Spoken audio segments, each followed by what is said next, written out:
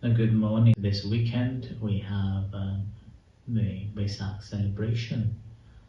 Will be more quiet Vesak celebration since we have been having weekly after week celebrating Vesak throughout the month. The 9th, Saturday the 9th, we had an interfaith mindful day to celebrate the Vesak celebration, which was attended by just over 30 people from different faith groups and practicing the Dhamma like a one-day retreat. And the following weekend was the consecration of the building. And that was a huge success to celebrate the Vesak celebration. And then follow after that a children and adults retreat, as well as some devotional songs that the children sang, as well as they told the stories of the Buddha. So this week again, a Vesak celebration, we will be celebrating quietly, spending more time in the practice. And next week, following that, we will have 2 days of service in a singular language. There's a venerable Ratana from Sri Lanka is coming to give a talk and run a retreat. Saturday the 6th evening, he will be giving a talk in singular language. And then following day on a Sunday, all day will be a retreat in a singular language.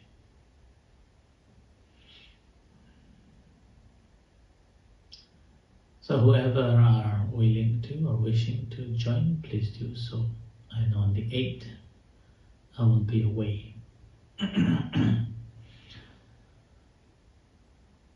on 21st of June, we have a one-day retreat.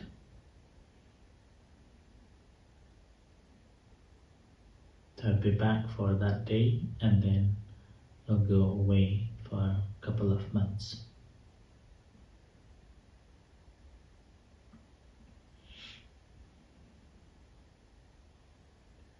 So that's why that's why this whole month has been a very busy month, and celebrating Vesak Day in different forms and different ways, as a form of respecting the Buddha for his kindness and compassion.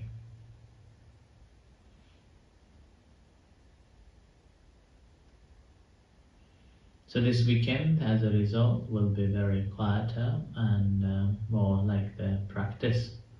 We'll be spending more time practicing than any other activities. Whoever would like to come and join, please do so. So Vesak Day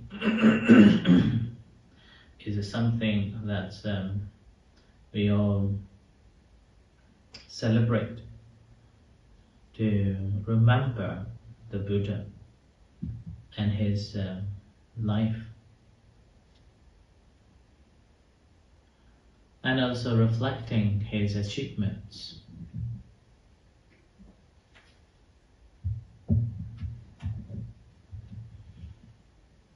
From the time he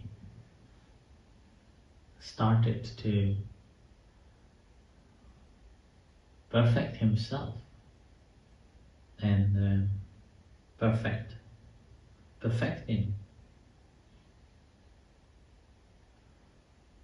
Back then in India, current India, or Indian subcontinent known as the Jambudipa, simply because there were plenty of Java plum leaves, so plum trees in those days.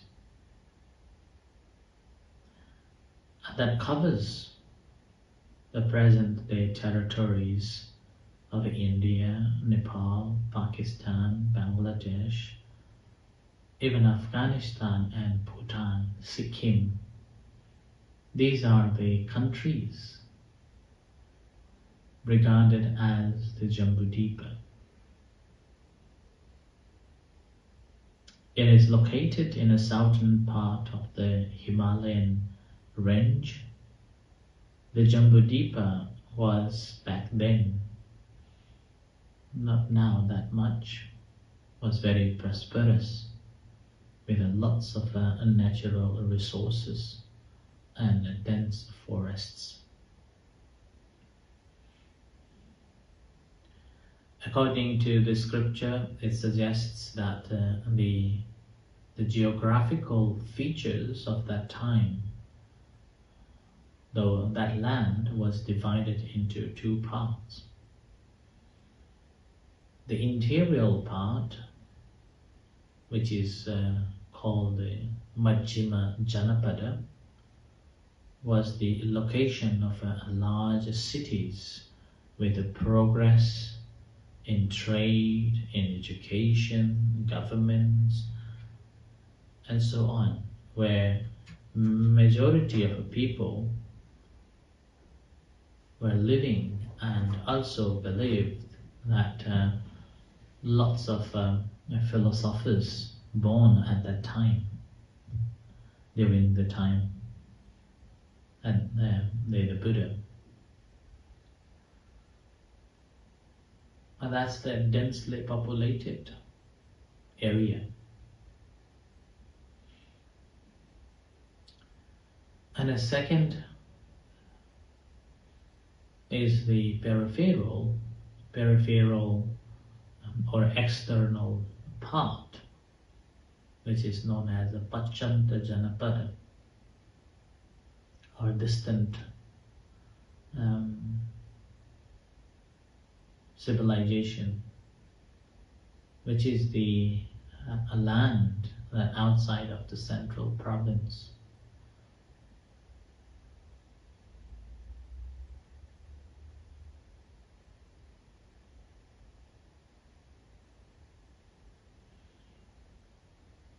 So it has different rivers around, covering or beyond those rivers.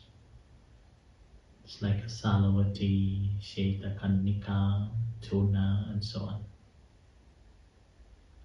It's separated by the river or the mountains.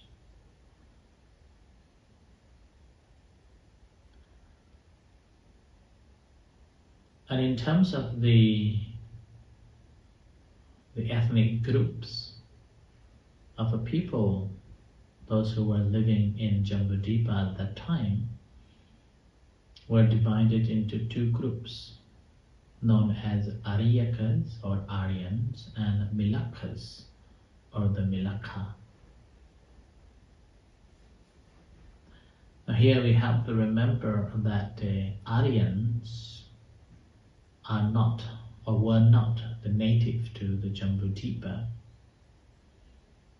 They formerly lived in the northern area of the Himalayas. Some believe that they are from Iran, Persian. So Persians' migration into the Indian plateau, they call themselves Aryans.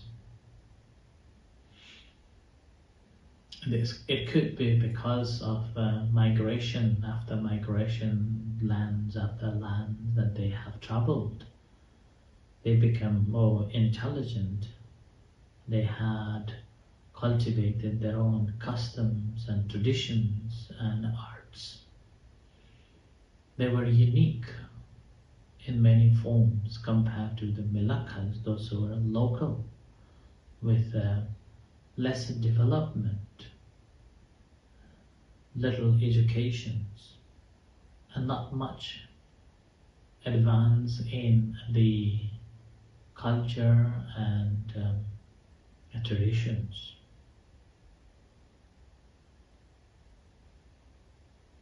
So they were the natives, inhabitants before Aryakas moved in and settled.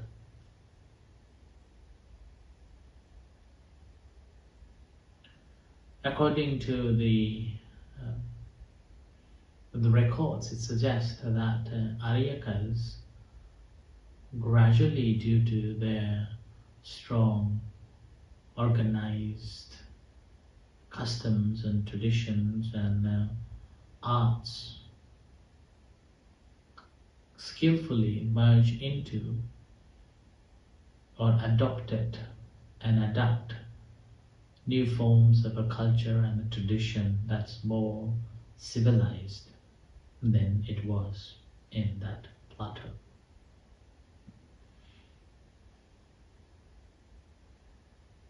So these Aryans immigrated from the northern lands across the Himalayas. Many historians believe that they came from Persia, Persian Empire, sort of before the Persian Empire. They invaded the Milakas to retreat to the south of the Jambudipa and occupied this fertile land, which later became the center of prosperity on all aspects, such as civilization, agriculture, and commerce. And gradually, the Aryans occupied the land and ruled.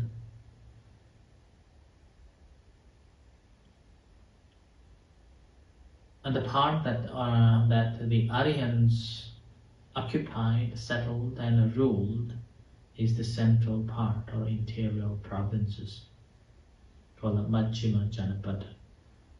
And the land that the Milakas immigrated to and settled was called peripheral or external province, Pachanta Janapada.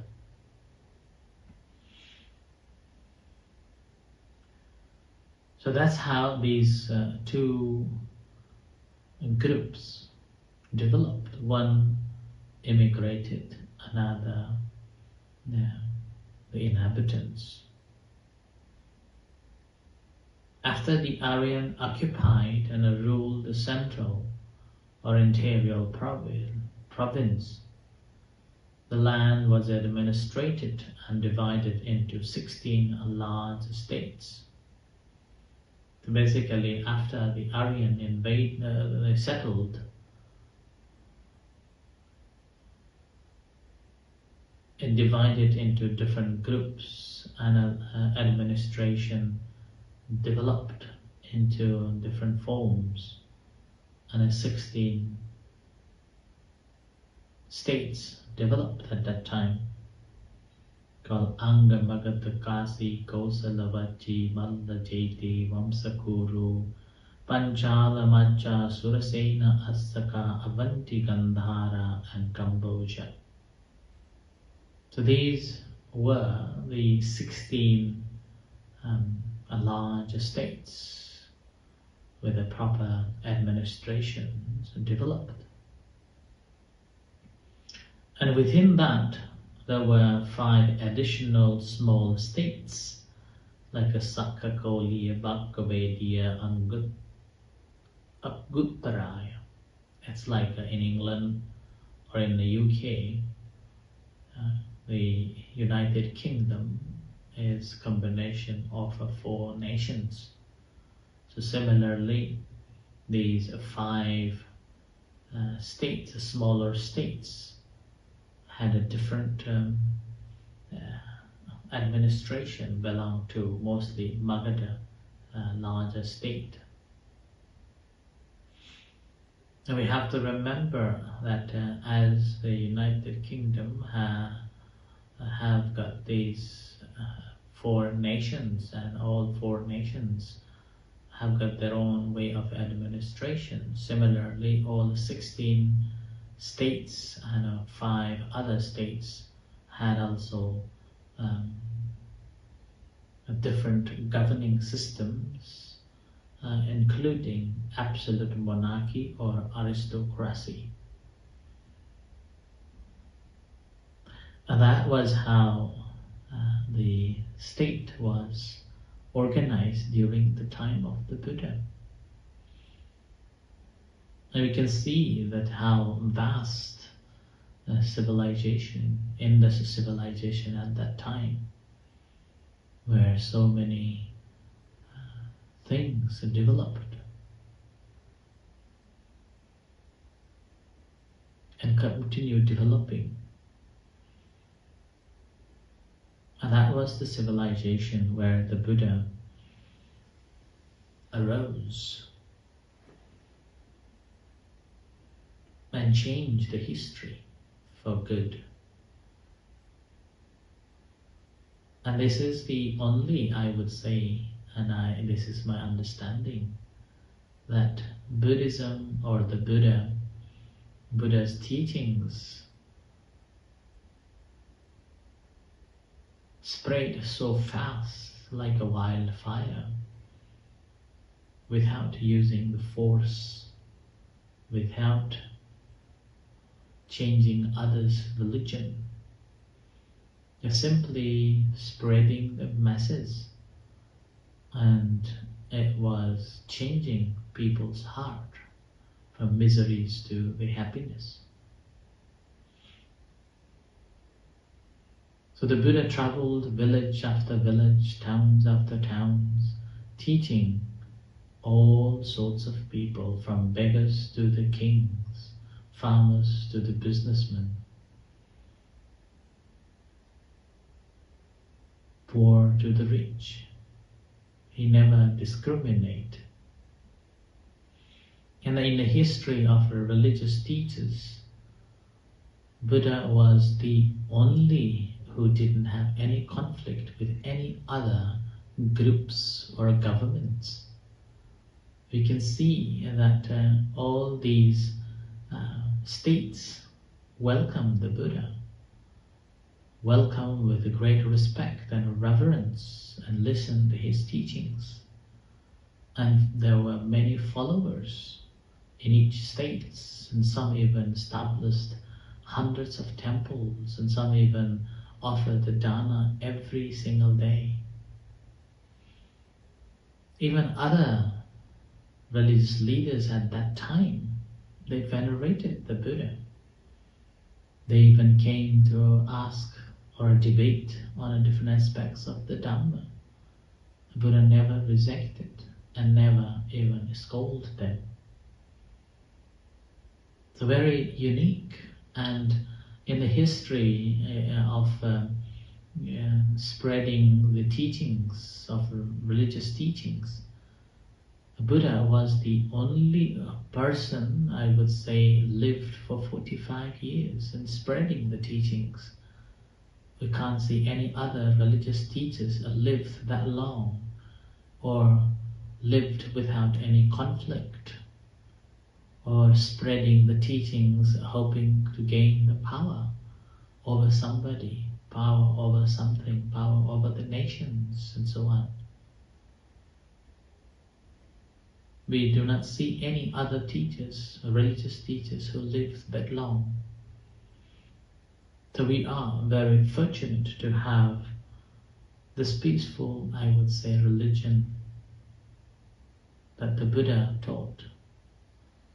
And throughout the history of 2,568 years of the history, we see that it's always been peaceful and always been encouraging people to find peace within and live happy life.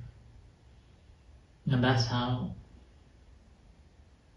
it never causes any troubles to whichever country, whichever community it traveled, but rather merged into it and making a unique culture, unique tradition, but within the teachings to free our all the miseries.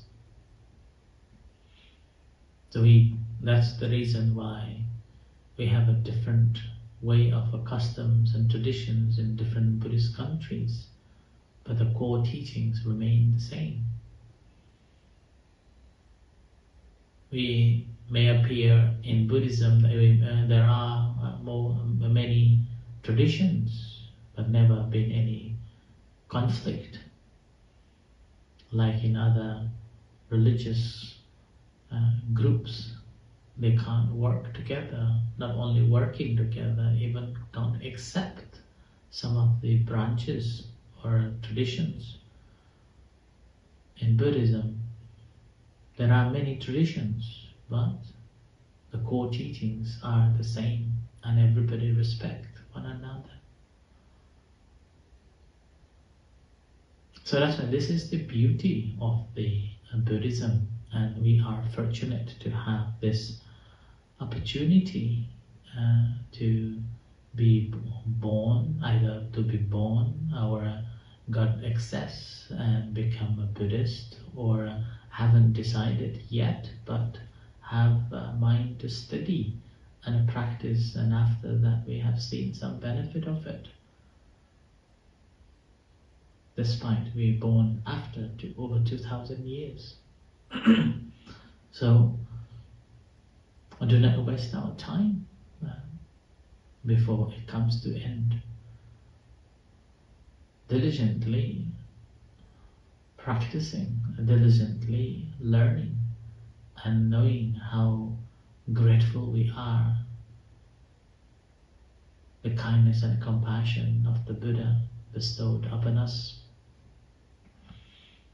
Keeping in mind like such way, we celebrate his birthday, his enlightenment and success, and gracefully entering to the Parinibbana, the passing away.